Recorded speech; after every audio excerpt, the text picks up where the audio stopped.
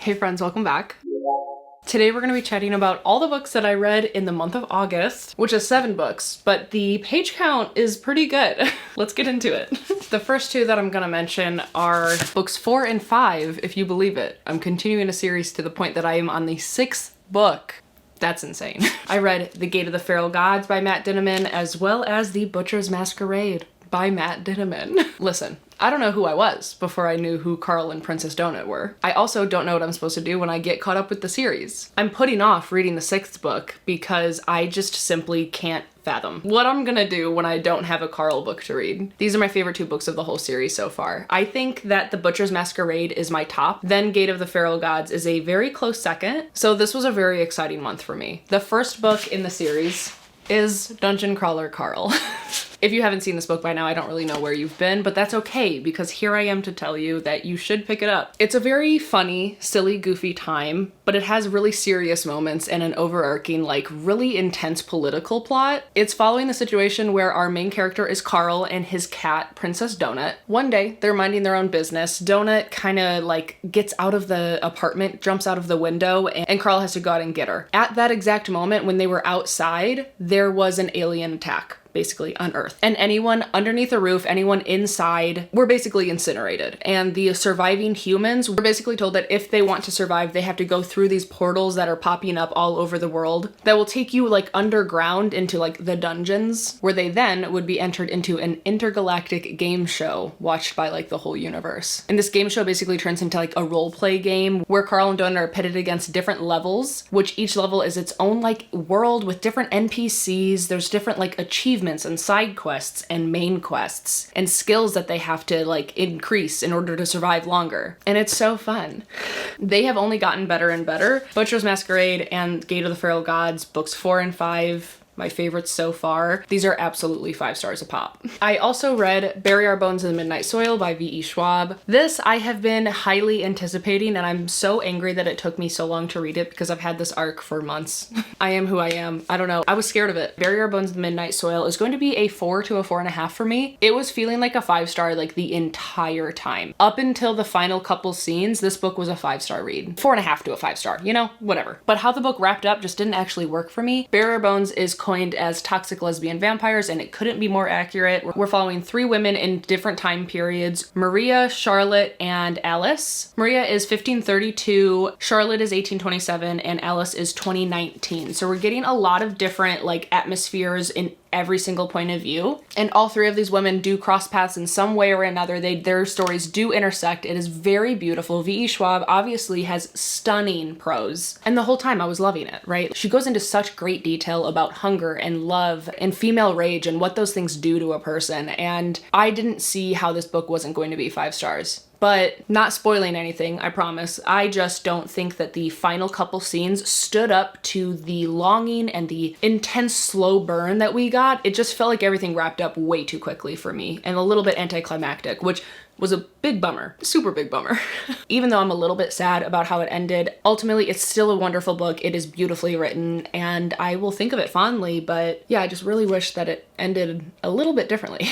I also finally started the Bloodsworn Saga by John Gwynne. The first one is Shadow of the Gods. If you want a spoiler-filled vlog for this book, there's an extended version of last week's reading vlog on my Patreon because we're doing a read-along for this series in my book club. So there's an extended cut version, including all the spoilers of me reading Shadow of the Gods. So if you are interested in things like that, the link is always down below. We would love to have you. I had a great time reading this book. It was so nice to be back in a John Gwynne world because I love how he writes his characters, how he writes his battle scenes. It is like perfect high fantasy adventure for me. Again, this is book 1, so we're just really scratching the surface of a lot of things that are going on, but essentially we're following 3 main characters. One of them is Varg, who is a thrall, which is basically like a slave who he is seeking retribution within the Bloodsworn crew, and we're following him in that journey. And then we're also following Elvar, who is seeking battle fame within a different mercenary group called the Battle Grim. And then our other main character is Orca. She is an absolute badass woman on a perilous quest, seeking revenge and, I mean, a lot of things.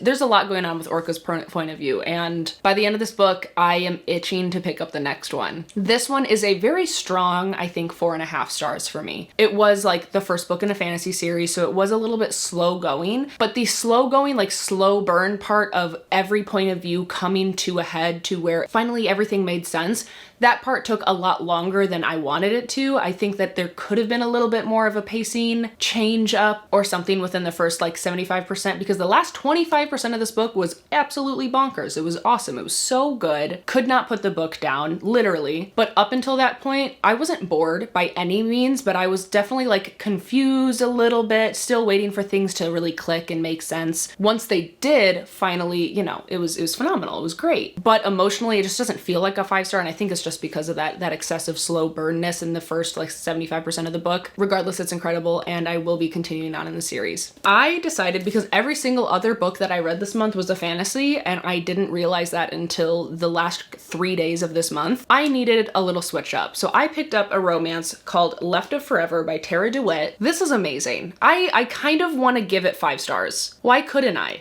I totally could. I feel like I can.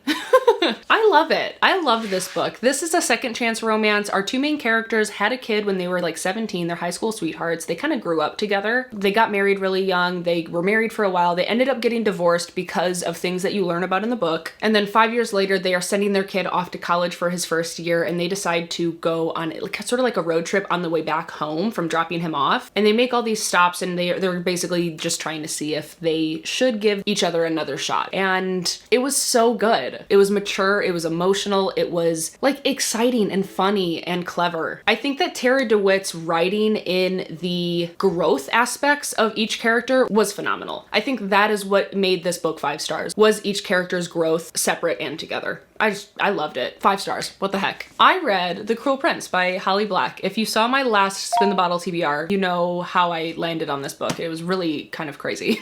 The Cruel Prince. I was really nervous about it because I read The Book of Night by this author and I did not like it at all. This is so much different. Everyone who said that you shouldn't compare the two were so right. I had a good time with The Cruel Prince. I really did. This put me back into the time period where I loved YA fantasy, and when I devoured like the Six of Crows duology and, you know, books like that. This is that vibe. Absolutely. Our main character is a human girl. Her and her twin sister's parents were killed in the very beginning of the book, and they were then whisked away to the land of the Fae, where they were raised in the Fae court. And our main character, Jude, wants nothing more than to be accepted within the Fae court, but, you know, she's a human. Fae don't like humans. It's a whole thing. And I don't want to tell you things that are spoilers, so let me just, like, check out the synopsis. She wants to win a place at the court, like we already talked about. Yes. She has a nemesis. Obviously, he is the Cruel Prince, Prince Carden. It is true enemies to lovers. Well, they're very big enemies, and it's phenomenal. The enemies, I was kicking my feet at one point, like quite literally. Jude becomes more embroiled in the palace intrigues and deceptions, and she discovers her own capacity for trickery and bloodshed. But betrayal threatens to drown the courts of Fairy in violence, and Jude will need to risk her life in a dangerous alliance to save her sisters and Fairy itself. This is book 1 in a trilogy. I know there's more books than just 3 in this world, but it is classically a trilogy. And I think I will continue. I don't know when I'll continue because there are other series that are kind of more important to me at the moment. I liked this though. I would continue. It was very classic fantasy. Holly Black's writing was very whimsy, very fairy tale, but also very dark. It was great. I will say that my attention span was not loving every single thing about it. I did find myself wandering, and I don't know if that was the book's problem, to be completely honest,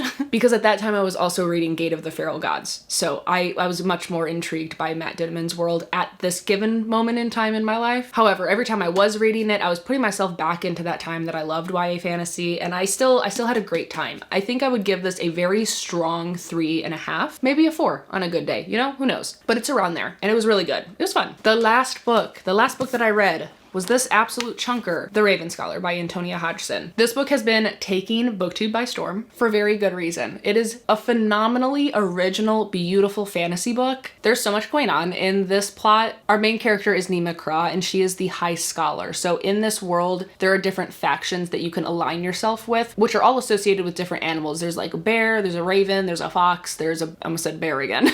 There's a bunch of different animals and they all mean different things. They all have different attributes. You know, ravens are the more like studied and studious ones. And our main character is Nima Kra. And every so many years, the king steps down and competitions and games are held to see what faction and what person will hold the power and will then be king for the next, I want to say like 20 something years, but I don't remember at this given moment. Regardless, in the story, it is time for those competitions. So there are some magical games going on, but before that happens, someone is murdered. So there's also a murder mystery plot going on as well. Like I said, there's a lot going on. And Nima finds herself involved in both. It's very dramatic. We get a very odd point of view from the crows as like an entity. It's very interesting. It's very fun and very original, like I already said. And I love a crow. I love a crow, let it be known. But I also found the crow's point of view, like the crow's voice, especially in the audiobook, very grating and a tad bit annoying. Now, I want to say in the same breath that the way that they are depicted, it is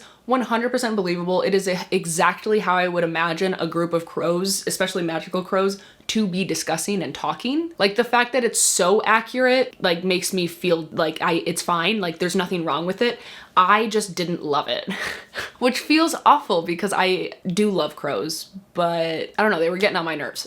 That, and the only other reason that it didn't get 5 stars is during the games and the competitions and the battle scenes, I kind of wanted like more. I kind of just wanted them to be, I don't know, even more like intricate, I think is what I was looking for. There's nothing wrong with how they are, but I think I was just craving a little bit more from them. It didn't get the 5-star feeling from me personally, but it was a super strong 4 to 4.5.